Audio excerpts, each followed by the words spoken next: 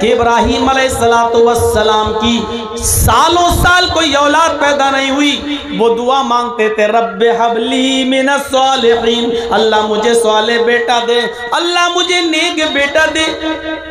99 साल की उम्र में 86 साल की उम्र में अल्लाह ने उनकी दुआ सुनी और उनको एक बेटा दिया, नाम रखा इस्माइल।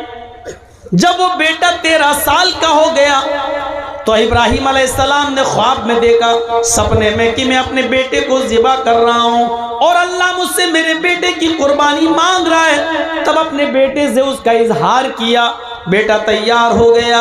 हजरत इब्राहीम यूं कहते हैं अपने बेटे से, या बुनैया इन्नी अरा फिल मनामी अन्नी अज़बहुका फंजुर माज़ा तरा, मेरे लगते जिगर, मेरे बेटे, मैंने आज की रात ख्वाब देखा है कि मैं अपने हाथ से अपने बेटे को ज़िबा कर रहा हूँ, अपने बेटे को काट रहा हूँ। यानी अल्लाह मुझसे तुम्हारी कुर्बानी मांग रहा है, तुम्हारा क्या इरादा है?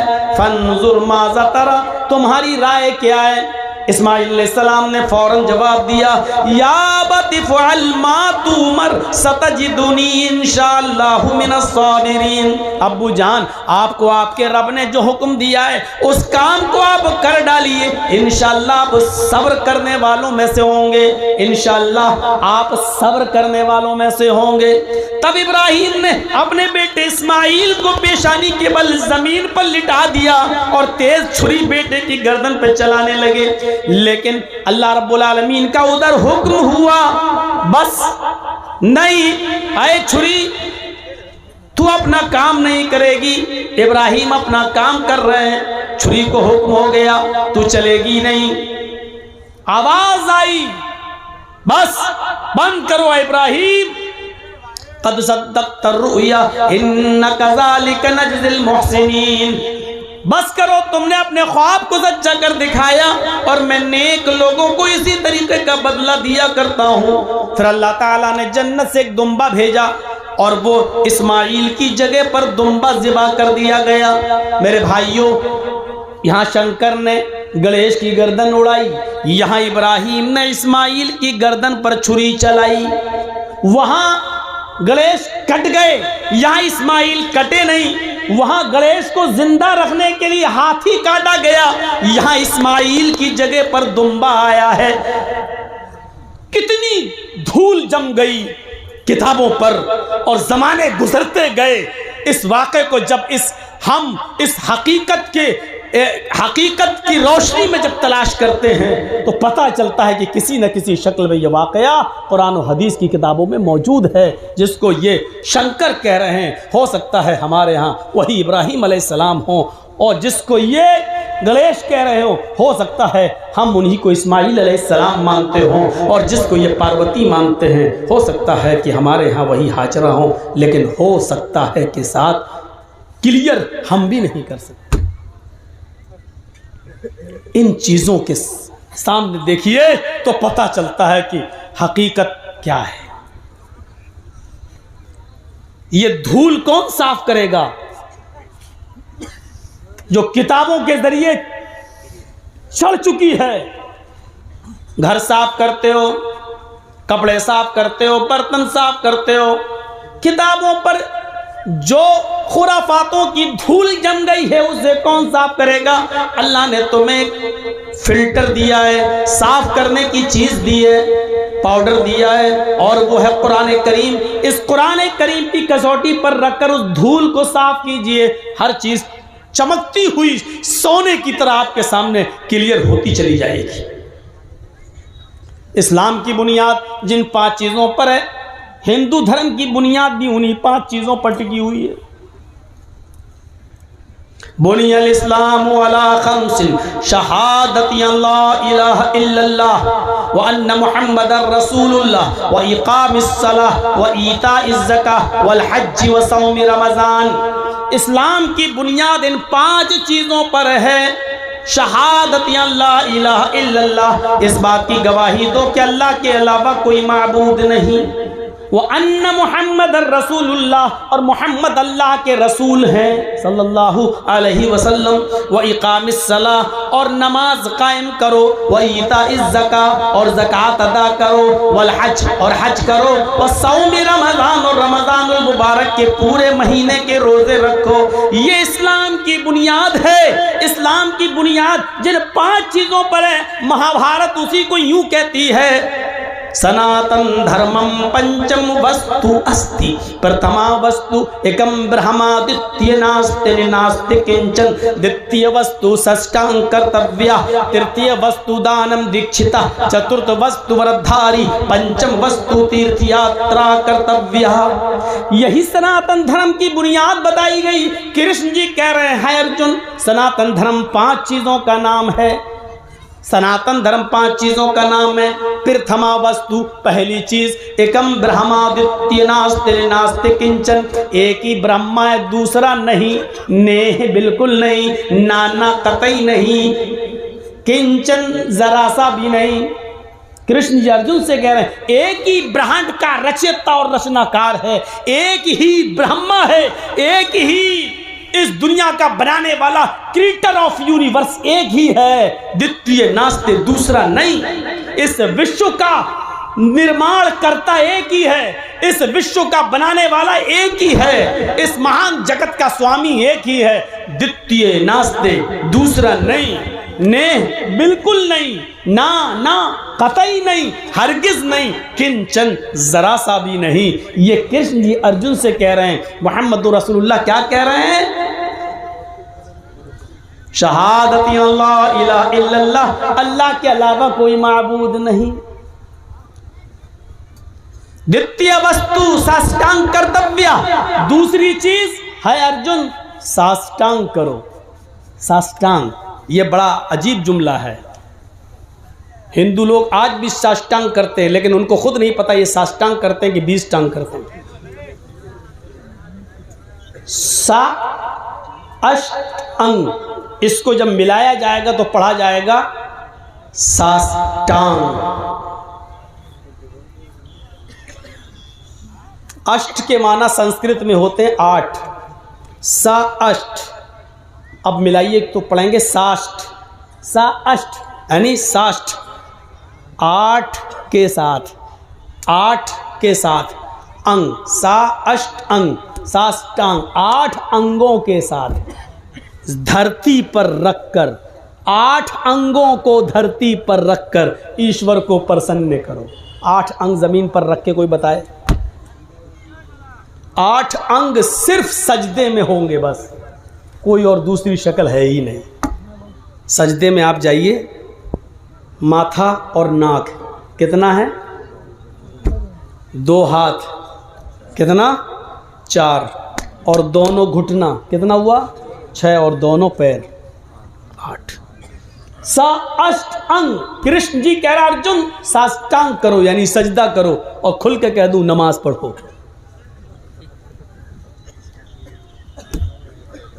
पहली चीज, इस ब्रह्मांड का रचयिता और रचनाकार एक है, दूसरा नहीं, यानी एक ही अल्लाह इबादत के लायक है, दूसरा नहीं। दूसरी चीज साष्टांग, 8 अंग यानी सजदा करो। आज भी बड़े बड़े जहाँ गंगा है, बनारस में आ जाइए, इलाहाबाद में आ जाइए, हरिद्वार चले जाइए, पंडित लोग साष्टांग करते, पूरा ऐसे लेट जाएंगे पट। 1-2 पंडितों से मैंने पूछा भी था, ये क्या कर रहे हो? कहते साष्टांग। मैंने कहा साष्टांग है कि 20 टांग? अंग गिनो कितने हैं? तो कहने लगे फिर साष्टांग क्या हुआ? फिर मैंने बताया कि लहर तुम तो अपने जैसी कहोगे। हक बात तस्लीम कर लेना हर किसी के बस की बात नहीं है, जो जल्दी कबूल कर ले। तुम अपनी मीनिंग से देखो, सा अष्ट अंग, साष्टांग का मतलब ही होता है 8 अंगों के साथ, और 8 अंग सिर्फ सजदे के अंदर होते हैं। तृतीय यहां क्या कहा? इकामिस सलाह, नमाज पढ़ो। तीसरी चीज इस्लाम ने क्या कही? ज़कात दो, व ईताइज ज़का, ज़कात दो। और यहां कृष्ण जी क्या कह रहे हैं? अर्जुन दानम दीक्षता, दान दो। दान खैरात करो, यहाँ ज़कात वहाँ खैरात। चतुर्थ वस्तु व्रतधारी, चौथी चीज व्रत उपास रोजा, यहाँ चौथी चीज वसौमी रमजान, रमजान के पूरे महीने का रोजा। वल हज, यहाँ पांचवी चीज हज, वहां तीर्थ यात्रा कर्तव्य, तीर्थ यात्रा करो किसी पवित्र शहर में, गंगा जलेश्वर भवती, जहां गंगा का पवित्र जल मौजूद हो, ऐसे शहर में चले जाओ जहां गंगा का पवित्र जल मौजूद हो। हाँ, आगे का मतलब बड़ा अजीब है, वो समझना पड़ेगा। स्नान कर्तव्य, उसमें डुबकी लगाओ ताकि तुम्हारे पाप मिट जाएं, ये चीज समझने की है। कृष्ण जी कह रहे हैं पांचवी चीज तीर्थ यात्रा करो, यानी अपना शहर छोड़कर किसी पवित्र शहर चले जाओ, गंगा जलेश्वर भवती, जहां गंगा का पवित्र जल मौजूद हो। स्नानम कर्तव्य, उसमें स्नान कर लो। इसी वजह से हिंदू भाई गंगा में डुबकी लगाते हैं ताकि पाप मिट जाएं। चाहे कितने गुनाहगार हो, डुबकी लगाओ, पाप धुल गए।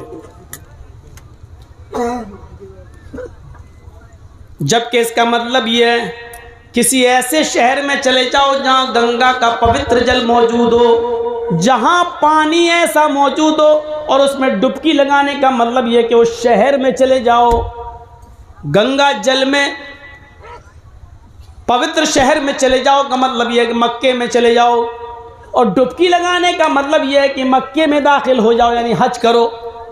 हमारी हदीस कहती है, नबी अकरम ने फरमाया कि जब कोई हज के मैदान में, अरफात के मैदान में जब हाजी हज करता है और कहता लब्बैक लब्बैक अल्लाहुम्मा लब्बैक, तो गोया कि उसने अपने गुनाहों से अपने आप को पाक व साफ करा लिया है। फरिश्ता आवाज देता है, आए हाजी, आज तुझे अल्लाह ताला ने गुनाहों से बिल्कुल ऐसे पाक व साफ कर दिया जैसे तू अपनी माँ के पेट से आज ही पैदा हुआ है। धोबी की भट्टी में जिस तरह कपड़े का मैलू कुचैल साफ हो जाता है, उसी तरीके से तेरा भी, तेरे गुनाह सब मिट गए। ऐ हाजी, अपने शहर जाने के बाद, अपने मुल्क में जाने के बाद, अपने गुनाहों से फिर से अपनी जिंदगी को काला और सियाह न कर लेना।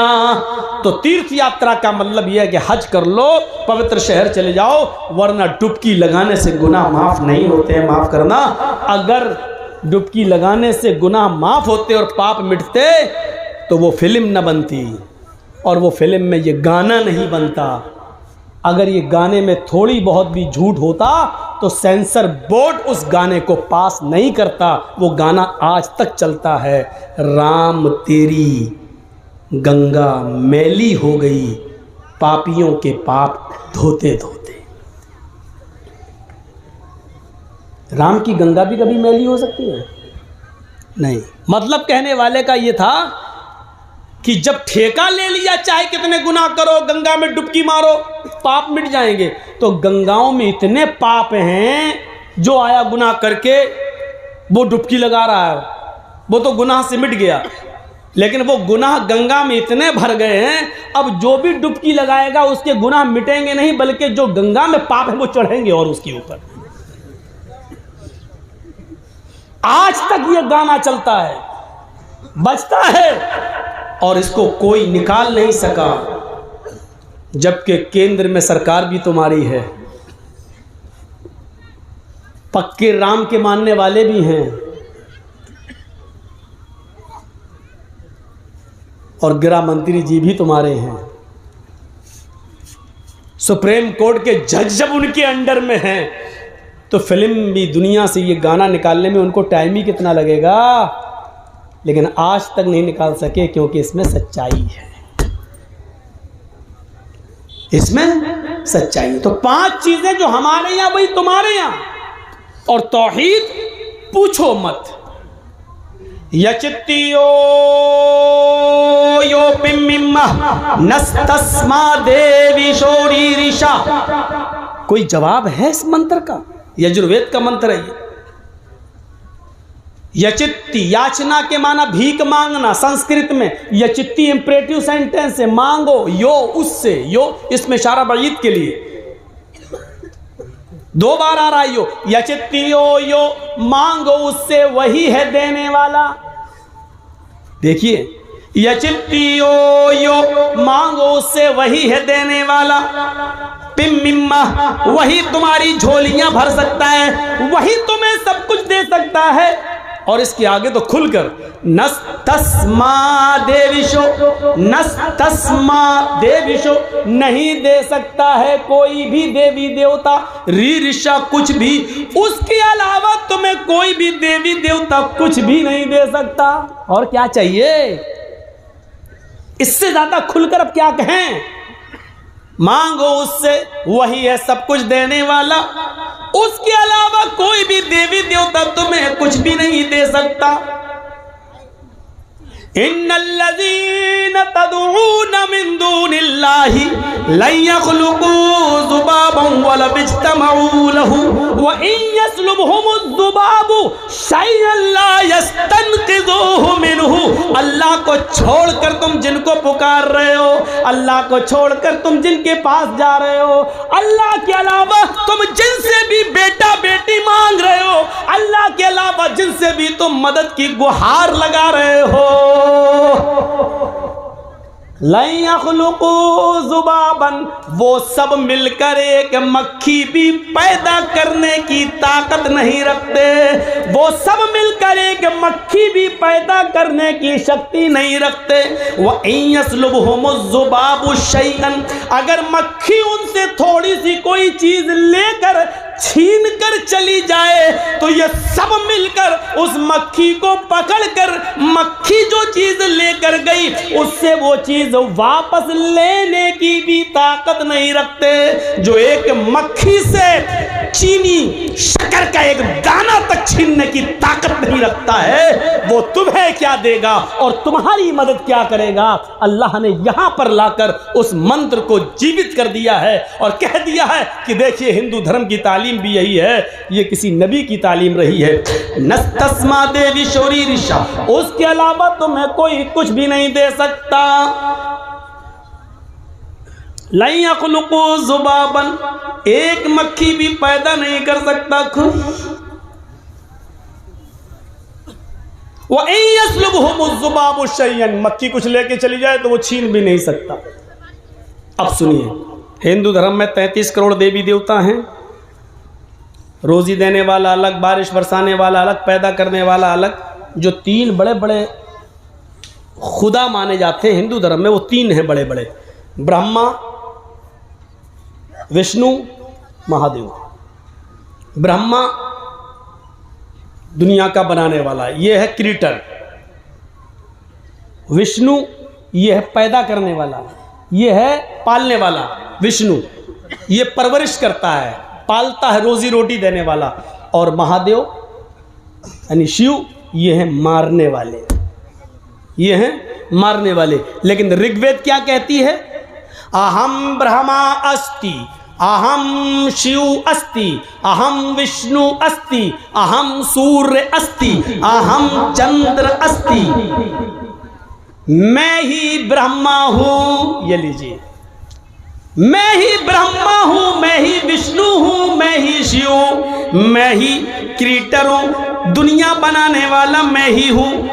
अहम विष्णु, मैं ही परवरिश करने वाला हूं, पालने वाला हूं। अहम शिव अस्ति, मैं ही मौत देता हूं। अहम सूर्य अस्ति, मैं ही सूर्य हूं। अहम चंद्र अस्ति, मैं ही चंद्रमा हूं। यानी रात निकालने वाला और दिन निकालने वाला भी मैं ही हूं। ये सब मेरे हुक्म के बगैर नहीं होते हैं, ये सब मेरे कंट्रोल में है। मानते रहो, तौहीद ये है, तौहीद ये है। न काष्ठे अस्ति न पत्थरास्ति, उस ईश्वर को न लकड़ी में ढूंढो न पत्थर में ढूंढो। वो ईश्वर है, उसको न लकड़ी में ढूंढो न पत्थर में ढूंढो। ओम निराकारम अस्ति निराकारम अस्ति, वो ईश्वर निराकार है, उसका कोई आकार ही नहीं। उसकी कोई शक्ल बना ही नहीं सकता है। लैसा कमिस्लिही शैउन, उस अल्लाह की तरह कोई चीज है ही नहीं है, उस अल्लाह की तरह कोई चीज है ही नहीं। ये लीजिए तौहीद हमारे हिंदू भाइयों के अंदर भी यही है। वला तदउ मिन दूनिल्लाहि मा ला यनफउका वला यज़ुर्रुक, इसी को कुरान ने कहा है, वला तदउ मिन दूनिल्लाह, अल्लाह को छोड़कर तुम किसी और को मत पुकारो। मा ला यनफउका वला यज़ुर्रुक, वो तुम्हें नफ़ा और नुकसान नहीं दे सकता है। नफ़ा और नुकसान का मालिक कौन है? अल्लाह रब्बुल आलमीन। ये तौहीद है हमारे हिंदू भाइयों के हमारे हिंदू भाइयों के यहाँ। आइए एक चीज़ और बता दें, इसके बाद दूसरी चीज़ नमाज।